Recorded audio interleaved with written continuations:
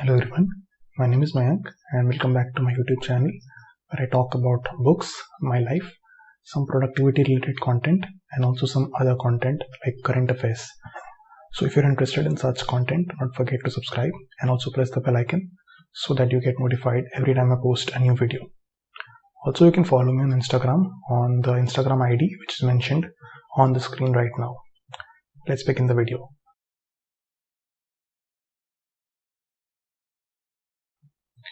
So John Grisham has always been one of my favorite authors. The main reason I love his writing is that although it is in a very simple language, he is able to create that thrill aspect in his books. He is able to really build up the suspense, and he can definitely make you want to read the book in a much quicker way. But this book is a little bit different, and I will discuss why it's the case in the later part of the video. But today I'm going to be reviewing The Testament by John Grisham. I read this book a couple of months back, but I was not able to post the review of the book for some reason. So today I'll be reviewing the book. So as the title suggests, the book is about a testament. Now Mr. Felon, who is the very old person in the book, he is sure to die very soon. Means he wants to make some changes into the testaments because he realizes that over the last few years he has experienced some changes in his feelings about his family. Now the reason he is doing that is because his family is huge. He has married 3 times, so he has 3 wives and at least 7 or 8 children.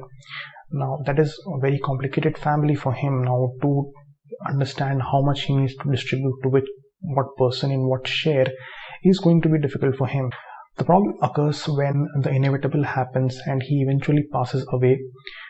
He does give a lot of his share to his family members, his wives and his children, but he gives a major part of his property to a person who these people have not heard of. His family members have not heard of this person, but he gives a major part of his property in his will to this person. Now who is this person forms the crux part of the story, forms the main part of the story, because thereon there is a search which is conducted to find out where the person lives, and because there is a need to communicate to that person that he or she has received a major part in the will of Mr. Felon.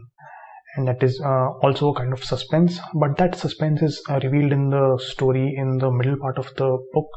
Later on it's all about how that person deals with the sudden kind of understanding that he or she is going to get a major part of the will.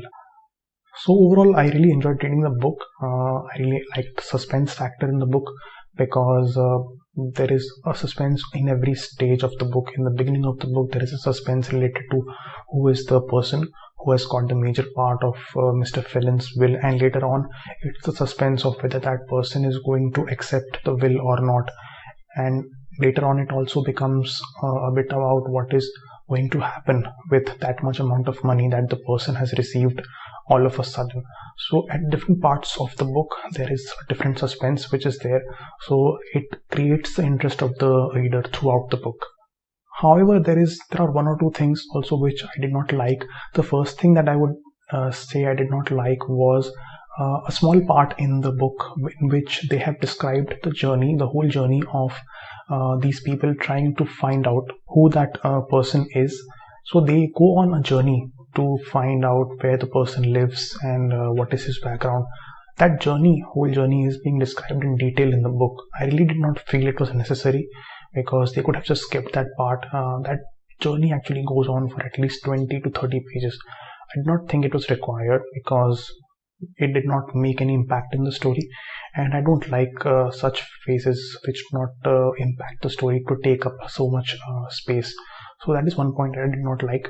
And the second thing, I wouldn't say it is a demerit or a minus point of the book, but it can be something which you have to take into consideration. This is a huge family and there are a lot of characters in the book, so it might get difficult for some people to remember those characters and to go through them as the story progresses.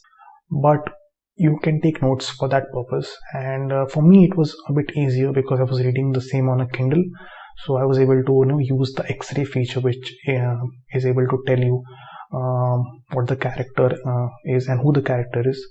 But if you're not using a Kindle, you might have to take some notes to understand and to remember which are the characters. So that is also one thing you need to take into consideration. So that was my review of the Testament. Overall, I really enjoyed reading the book and I will definitely recommend it to you guys. It is a long book. It is not a short book. I think it is more than 400 pages, but I think it was totally worth it because I really enjoyed each and every part of the book. You can definitely give it a read, and if you want to read the book, I have mentioned the link in the description box of this video. You can check it out. That's all for the video.